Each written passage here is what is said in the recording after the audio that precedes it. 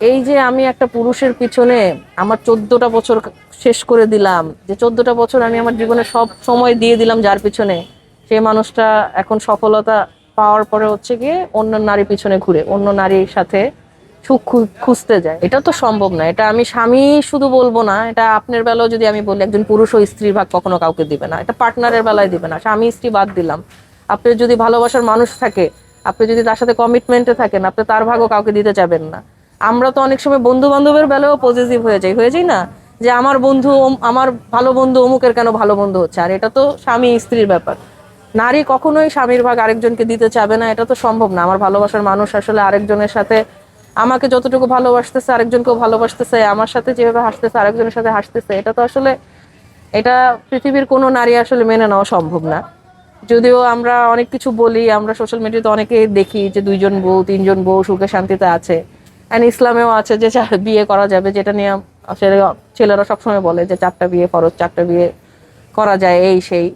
আমি বলবো যে একটা হচ্ছে আপনি মেনে নেওয়ার ব্যাপারটা তো আসলে পুরোপুরি আপনার ব্যাপার। দেখলে আমি অত হাদিস কালাম জানি না, বাট একটু তো আমি জানি যে 4টা বিয়ে যেই সময় বেসিক্যালি এই ইসলামের এই নিয়মটা ছিল, যে 4টা বিয়ে পর্যন্ত করেছে বা নবী রাসূলের চেয়ে বেশি কেউ করেছে, তখনকার সময়ের ব্যাপারটা তো আমি যতটুকু জানি, আমি অত হাদিস কালাম জানি না, আমি যতটুকু জানি সেটা হচ্ছে গিয়ে বলা হয়েছে যে তোমরা সেই রকম নারীদেরকে বিয়ে করো যাদের আসলে যাদের উপরে ছায়া নাই, যাদের দেখার কেউ নাই, যারা অসহায়, যেমন ডিভোর্সি কিংবা বিধবা কিংবা হচ্ছে যার বাবা মা নাই মা, এই টাইপের নারীদেরকে বলেছে যদি এইরকম নারীদেরকে তোমার বিয়ে করে তুমি মনে করো মুক্তি দিতে পারবা, তাহলে তাদেরকে করো। আমার আজকে একজনকে ভালো লাগলো তাকে বিয়ে করলাম, কালকে আরেকজনকে ভালো লাগলো তাকে বিয়ে করলাম, আসলে এটা তো নিয়ম না। আর আমি যদি একজন মানুষকে ভালোবাসি, একজন মানুষের মায়ায় থাকি, আমার মনে হয় না আমি অন্য কাউকে আমার অন্য কাউকে ভালো লাগারও কথা। আর এই যেটা আপনি প্রশ্ন করলেন যে স্বামীর ভাগ দিতে চায় কিনা, এটা আসলে এই প্রশ্নটা আসলে খুব কি বলবো, এটা এক একজনের কাছে আপনি এক এক উত্তর পাবেন। বাট অল ইন অল যেটা সত্য কথা, কেউই আসলে ভালোবাসার মানুষের ভাগ দিতে চায় না। তার চেয়ে বড় কথা হচ্ছে গিয়ে ইকরার ব্যাপারটা যদি আমি হাইলাইট করে বলি, ইকরা তো তার জীবনের বেশিরভাগ সময় অর্ধেকেরও বেশিরভাগ সময় একটা মানুষের সাথে কাটিয়ে দিল, তাই না?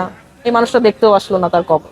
যাই হোক, একটা মানুষের সাথে কাটাই দিল, সে ভালোবাসা শিখছেই এই মানুষটার কাছ থেকে, সে বুঝছেই এই মানুষটার, সে গ্রো করছে এই মানুষটার কাছে, একদম ছোট বয়সে যেহেতু বিয়ে করছে, সে স্ট্রাগল করছে। আলবি তো এখন আলবি হয়েছে, আলবি তো 3 বছর 4 বছর আগে ওই আলবি ছিল না, কিন্তু কিন্তু ওদের সংসার তো 14 বছরের।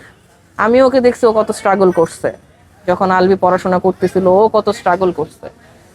তো এই পুরুষের পিছনে আমি এত স্ট্রাগল করলাম।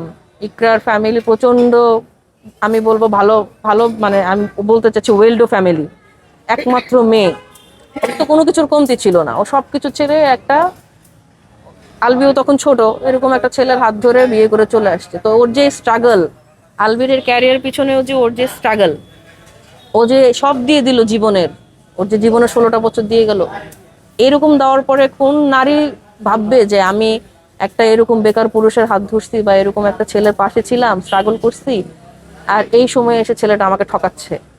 এটা তো আসলে, এটা আপনারাও কি মেনে নিতে পারতেছেন যে 14 বছর সংসার করলো?